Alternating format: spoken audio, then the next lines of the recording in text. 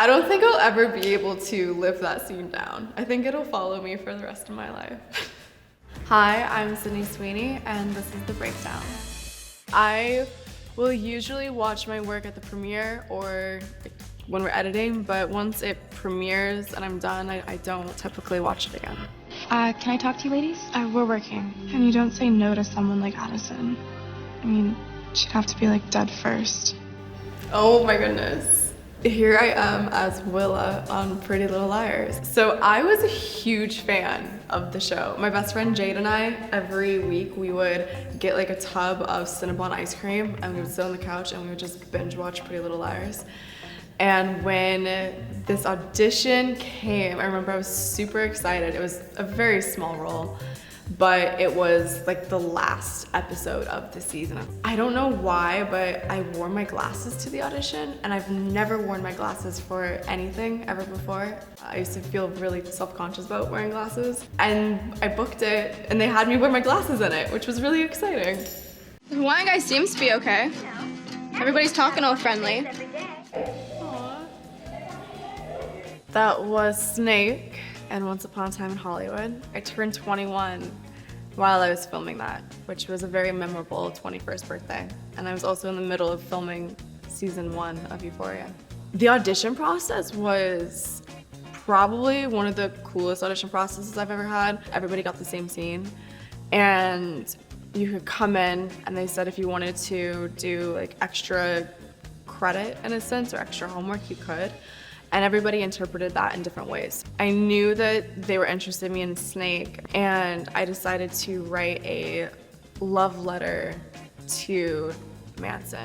Some people painted paintings, wrote songs, like it was a really cool immersive process. And then I had a callback, and then had another callback where it was, I want to say like 15, 20 of us, and we just kind of all hung out, and it was like a really cool session where we just sat with him and talked, and we all got in different groups, and he mixed and matched us. I remembered once I left there, I called my mom and I was like, even if I don't get this, that was probably the coolest experience I've ever had, and I'm just lucky enough to be in that room.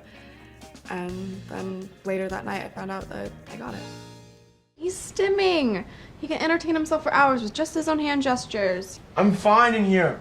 See, Mom, he's fine. He's being himself, gaming and fapping and bye. That is Olivia from White Lotus season 1. She was a fun character. She's like my mom's worst nightmare. And it's fun building characters that represent a certain like generation almost. And with Olivia, Mike had it on the page. Like it was there. And then it was just about bringing her to life in a certain way and being in touch. At that time, I was like, okay, she's gonna be one of those people that's like on Twitter 24/7. Oh my God, do I look like I'm in Oklahoma? Why would your play be set in Oklahoma? You thought I was auditioning for Oklahoma. I haven't read it, so. I don't think I'll ever be able to live that scene down. I think it'll follow me for the rest of my life. What was the hardest scene to shoot? Whenever we have to do party scenes in Euphoria, they're pretty hard because we usually have over 300 extras. We're filming night shoots, and they're night shoots back to back. So my call time will be 2:30 p.m. and I'll be filming till like 6, 7 a.m.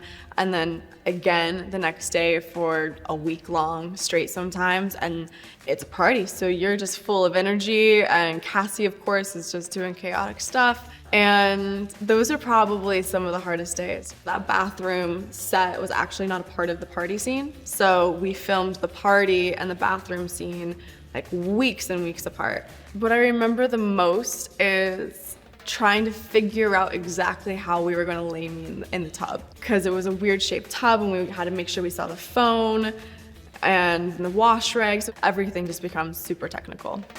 What were your first impressions of some of your fellow cast members? I was just nervous. I'd never been on a big, huge TV show like this before, and automatically I just became really good friends with Maud. It was like my college, high school friend group that I never really got. But what do I do? Oh no, this is the time that I'm supposed to be meeting people and doing things. Holly, I gotta call you back. God damn it. What I love about that scene is I love physical comedy. I think it's fun. I think it's embarrassing. I think it pulls you out of your comfort zone. I think that it brings people together in a fun way. And that was all Will, our director.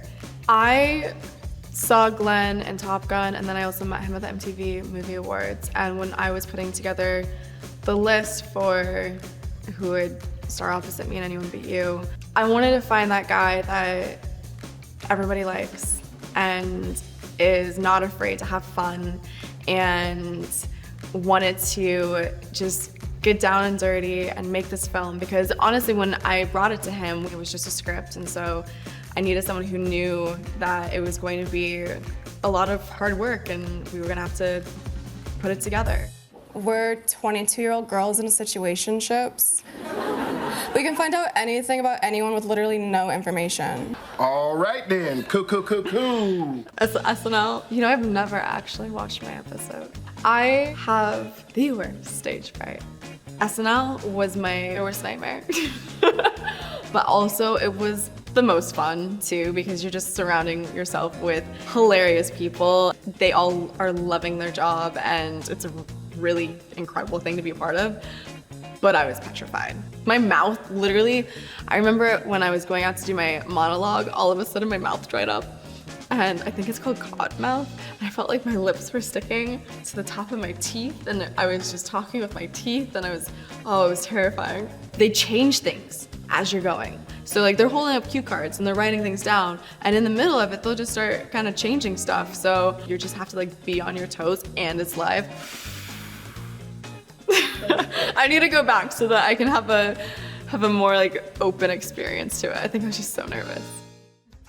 It's an honor to meet you, Mr. King. Well, tell me about yourself. Jesse here says that you fight in all pink. I'm from West Virginia. What's that got to do with pink? Nothing, sir. I'm just telling you about myself. That is Christy Martin and Christy.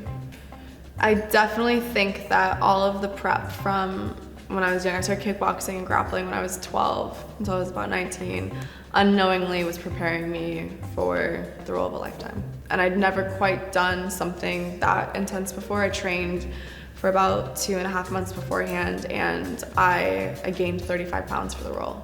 That was a challenge in itself, but then once we started filming, I had to keep training. So I'd work 14-hour days on set, but then an hour before my call, I'd work out, and then usually 2 to 3 hours afterwards, I'd be fight training and working out again. I did it all for Christy. When the paparazzi photos came out and I started becoming about my body, I was like, no. This is for Christy. Like, I'm here to tell an amazing story, and it's so incredible that women have bodies that we can tell stories with, and I think that's a superpower. And I wanted to redirect it to, no, this is actually a badass woman, and what you see is incredible. Thank you. Are you hungry? I'm sure we can turn this dinner for 3 into a dinner for 4. No, I'm probably just gonna go upstairs and get all settled in. You sure? If you don't mind, I'll just come down afterwards and tidy up. Yeah, get settled. Take your time. We're so happy that you're here. You just let us know if you change your mind. Thanks. That is Millie and the Housemaid. I read the first one, and then I listened to the audiobooks for the second and the third. What is that like, having a book as in one text, a script as another text? I love it. The more information I have, the better. I did Sharp Objects, and it was also a book as well, Gillian Flynn. And I love having the most material possible to be able to kind of dissect and do homework and piece things together. It makes it like a fun puzzle piece. I'm like the hugest Amanda Seyfried fan. And when we were talking about different people to play Nina and Amanda was on the list, I was like, okay, done, doing it. Come on, let's call it. I want her. She's everything. We were in the production offices and we were going to do like a hair and makeup wardrobe test.